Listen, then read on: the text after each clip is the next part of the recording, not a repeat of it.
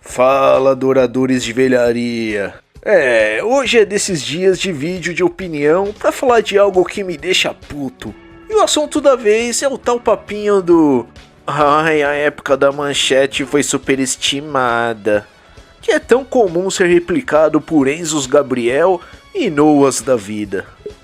Olha, eu realmente não gosto desse papo de... Ai, você não viveu a época, não tem moral pra falar nada. Acho sim que uma pessoa mais nova pode falar tranquilamente de coisas antigas. Afinal, eu sou do fim dos anos 80 e nem por isso eu deixo de falar do filme de 1954 de Godzilla, por exemplo. Mas o problema é esse discursinho totalmente anacrônico e uma visão claramente contaminada diante de tudo que o indivíduo tem acesso atualmente. Obviamente não passa de discursinho vazio com o intuito de irritar os mancheteiros bitolados. Acho que para quem acompanha aqui, não é surpresa nenhuma que eu sou da geração manchete e me orgulho muito disso. Mas isso não significa que compactuo com esses papos dodói de raiz e Nutella, ou com esses caras que só ficam punhetando nostalgia vazia eternamente. E não entenda errado, eu gosto de relembrar as coisas, ter conversas sobre qualquer coisa das antigas, seja pelo que passava na televisão, sobre gíria que falávamos, sobre brincadeiras, sobre locadoras, filmes VHS, até embalagem ou produtos que deixaram de existir. O problema é ficar eternamente na superficialidade. Sabe, sempre o mesmo papo vazio de sexta-feira, dia de alugar fita. Eu voltava da escola correndo pra ver tal coisa. E na enorme maioria das vezes, esse pessoal age como se colocar uma profundidade maior que a de um pires nessa conversa estragasse sua infância. No fim, esses malucos nem gostam tanto do que dizem gostar. Só querem emular a sensação e o sentimento que sentiam na época. E daí ficam manguaçado na nostalgia dizendo groselhas como a música Guardiões do Universo que passava na manchete é melhor que Pegasus Fantasy. A dublagem da Gota Mágica era melhor. Mano, o cara que diz essas coisas já perdeu a total noção da realidade e vive num mundinho criado na sua cabeça. Aí você vê comentários do tipo nessa bolha manchetista. O Spiker virou o Blue Mask. Aí alguém diz, mas Maskman é de 87 e Jiraiya é de 88. Ai, o que conta é a ordem que eu vi na manchete. Mano, foda-se, o fato de ter visto na manchete não cria uma fissura no espaço e tempo que muda a realidade. E o pior é que o maluco fala umas merda dessas e se acha superior, porque ele viu na manchete. Então acho totalmente compreensível ter bronca desses caras chato. Mas agora vir com conversinha anacrônica e desdenhar a importância da emissora ou tudo que foi exibido por lá por pura picuinha não te torna menos otário. No fim é tudo gente querendo supervalorizar a própria experiência de forma artificial, desqualificando a experiência do coleguinha. E o engraçado é que é muito comum ter essa galerinha da geração TV Globinho que demoniza toda a geração manchete. Mas fica lá forçando nostalgia vazia da TV Globinho.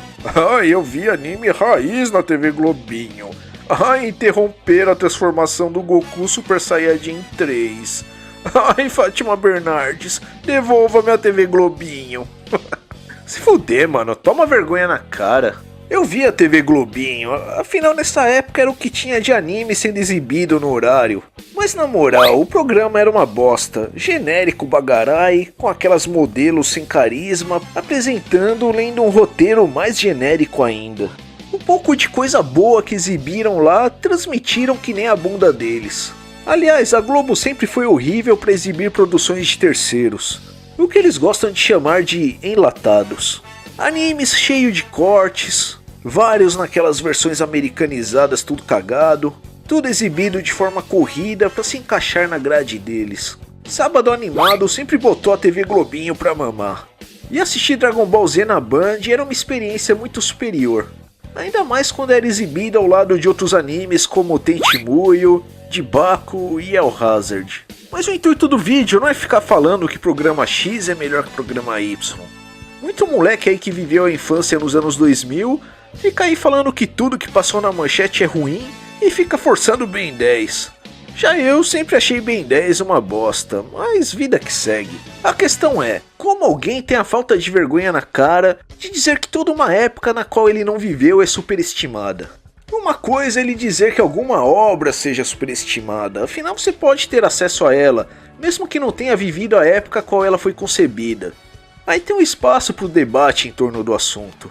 Mas agora dizer que toda uma época é superestimada, sendo que sequer você ainda pensava em sair do saco do seu pai, é tão sem sentido quanto o moleque de hoje falar: ai, a infância do meu pai foi uma bosta, afinal não tinha TikTok. E ver TikTok certamente é melhor que jogar bola na rua.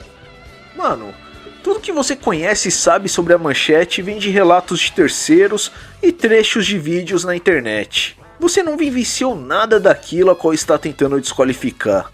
E tampouco tem a capacidade cognitiva para compreender o impacto cultural que aquilo teve em sua época. O pessoal fala da Manchete como se fosse somente animes, tokusatsu. Sempre a conversa gira em torno de Jaspion, Kamen Rider Black, Cavaleiros do Zodíaco.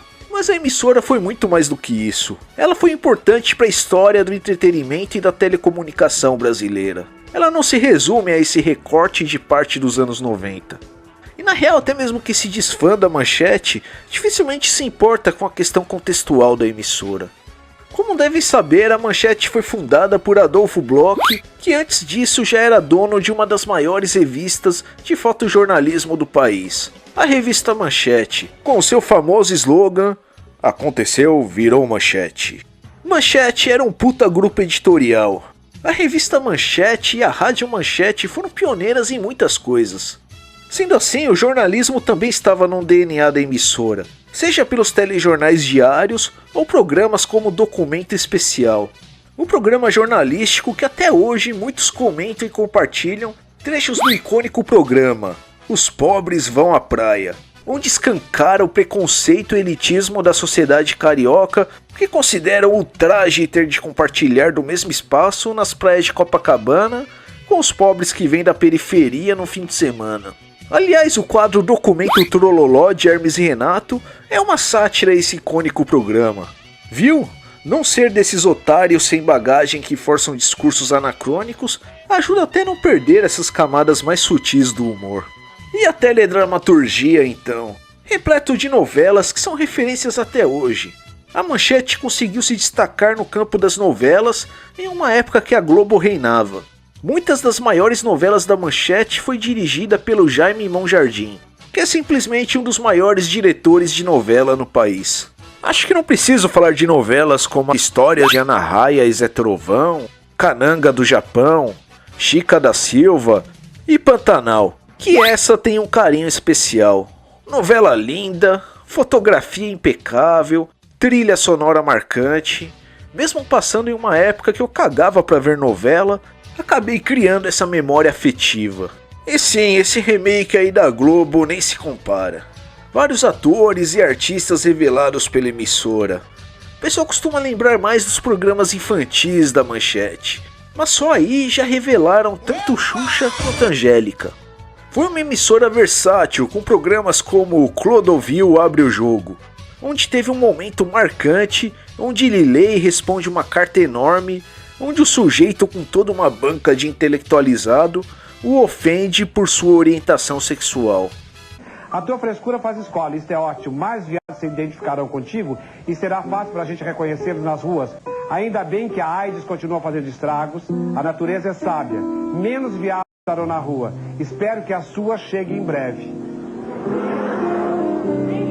E claro que valorizo tudo isso que todo mundo já tá cansado de saber, que foi a emissora responsável pela segunda febre de tokusatsu no Brasil.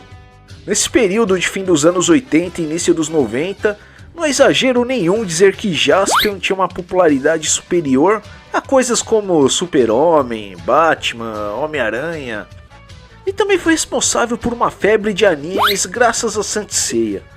E afirmo categoricamente, nenhum anime exibido no Brasil chegou sequer perto do impacto cultural que foi Saint Seiya por aqui. Falam que Dragon Ball Z é o anime de maior êxito no Brasil e tal. Pode até ser no sentido de ser um dos favoritos da otakada até hoje. Mas algo como foi Saint Seiya, que extrapolou a bolha da programação infantil, que virou pauta em outras emissoras, chocou pais e professores. Toda uma logística modificada às pressas para se atender à demanda gigantesca pelos bonecos. Enfim, nenhum outro anime chegou sequer perto de fazer todo esse barulho. Quem mais se aproximou foi Pokémon em 1999. E aliás, antes de Saint Seiya já foram exibidos diversos animes como Pirata do Espaço, Dom Drácula, D'Artagnan, Doraemon, mas poucos falam disso, né? E eu não me limitava apenas a tokusatsu e animes. Adorava também assistir os desenhos de Hanna-Barbera que eram exibidos ali, como Corrida Maluca, Os Impossíveis, Space Ghost, Os Herculoides e muitos outros. Mas não estou aqui dizendo que a Manchete é perfeita. Afinal, ela faliu devido a decisões ruins tomadas por ela mesma. E apesar de ter carinho por todos os tokusatsu que lá foram exibidos, eu também tenho ciência que a Manchete também foi uma das responsáveis pela saturação do gênero, exatamente por não ter sabido trabalhar bem com as séries. Mas desqualificar a importância da emissora só para bancar o iconoclasta é o mesmo que não compreender a importância de figuras como Walter Clark, Bonnie Pye, Chateaubriand e Silvio Santos, que simplesmente moldaram o consumo de mídia televisiva e até da mídia audiovisual no Brasil. Cara, acho totalmente compreensível se ter todo esse apego emocional, não só a Manchete, mas a programação televisiva de antigamente. Eu lembro que lá pro finzinho dos anos 80 e início dos 90, eu conseguia encontrar coisas minimamente interessantes para se consumir na TV aberta e em diversos horários do dia. Programação infantil não se limitava somente à parte das manhãs. E eu que desde criança sempre odiei acordar cedo. Nunca fui dessas que acordava cedo sábado para ver desenhos. Mas não importava, porque encontrava coisas que gostava de ver em diversos horários. Maluco, DuckTales no SBT em pleno horário nobre. Programas que tinham ao menos um mínimo de alma e inventismo. Sim, teve os tempos que se via o Faustão nas noites de sábado da Band, Silvio Santos e tantos outros, não por falta de opção do que se fazer, mas porque era realmente divertido.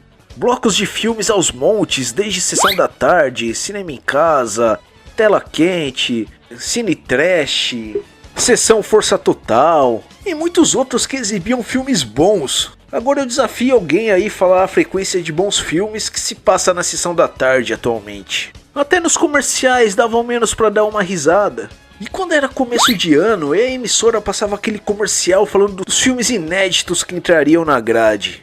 Era hype total. E com o passar do tempo, as programações foram ficando cada vez mais fabricadas. Um programa era mera imitação de outro que dava audiência. Então já no fim dos anos 90 já notava essa decadência enorme. E custava achar algum canal com algo que prestasse para assistir. E digo que ainda a TV Tupi e Excelsior também foram pilares da telecomunicação e merecem ser valorizadas. Inclusive a Record, que hoje é uma bosta. Mas ela tem todo um legado e glamour, principalmente em sua era de ouro. Infelizmente em minha infância ela já era decadente. Logo desdenhar tudo isso com argumento raso e vazio como "ai, era superestimado", é simplesmente burrice. E pior que noto que parte desse discurso é influenciado pelo que ele teve acesso na TV paga. Mano, além dessa coisa de TV paga ter surgido por aqui só no fim dos anos 90, ainda era coisa de playboy. Pouquíssimos tinham acesso a isso. É absurdo você desdenhar todo um legado na telecomunicação influenciado meramente por esse recorte temporal. E nem preciso dizer o que aconteceu com a TV paga, que também entrou em enorme decadência, hoje não sendo nem sombra do que já foi. Basicamente o mesmo que ocorreu com a TV aberta. Assistir agora me traz a mesma sensação de estar caminhando naqueles corredores tristes e pouco movimentado de uma galeria falida. Um monte de lojas fechadas e o que restou apenas lojas decadentes. Mas antes uma palavrinha do patrocinador. Muito obrigado a todos vocês. Vocês ajudam a tornar esse canal possível.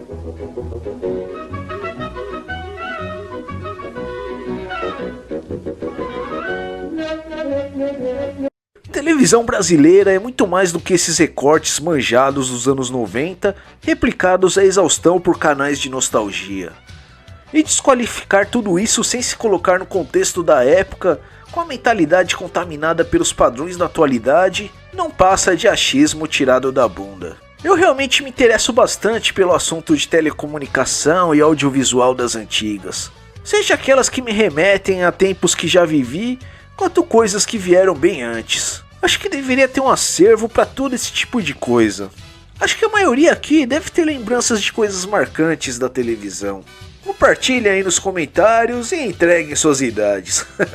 E se por um acaso gostaram dessa bagaça, metam o Rider Kick no joinha, se inscrevam no canal e por que não compartilhar esse vídeo com seus amiguinhos manchetistas ou com o juvenil que adora usar esses argumentos vazios. Até o próximo vídeo. Fui!